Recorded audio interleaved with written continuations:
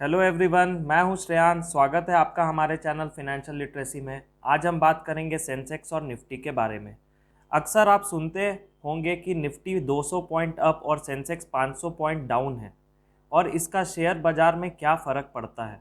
Nifty यानी कि Nifty 50 ये एक शेयर मार्केट का इंडेक्स है।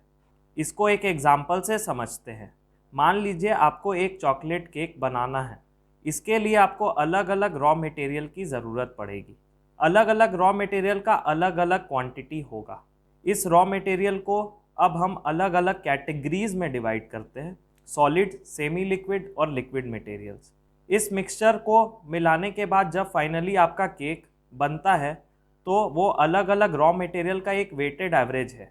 ठीक ऐसे ही निफ्टी 50 भी इंडिया की अलग अलग सेक्टर्स की टॉप 50 कंपनीज होती है, जैसे कि Reliance oil and gas sector में आता है, HDFC SBI फिनेंशियल सेक्टर्स में आता है, सन फार्मा शिप्ला फार्मा सेक्टर्स में आता है। निफ्टी 50 इन टॉप 50 कंपनीज का वेटेड एवरेज है। इसमें आप देख सकते हैं कि रिलायंस का वेटेड एवरेज 10.8 है, HDFC का 10.7 है और इंडियन ऑयल का सिर्फ 0.4 है। अब बात करते हैं सेंसेक्स के बारे में।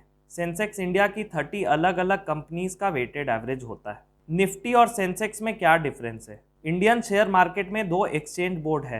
पहला है NSE नेशनल स्टॉक एक्सचेंज, दूसरा है BSE Bombay stock exchange. Nifty national stock exchange का इंडेक्स है जिसको हम NSE भी बोलते हैं। सेंसेक्स बॉम्बे स्टॉक एक्सचेंज का इंडेक्स है जिसको हम BSE भी बोलते हैं। सेंसेक्स और निफ्टी इंडियन शेयर मार्केट का स्ट्रेंथ को डिनोट करता है।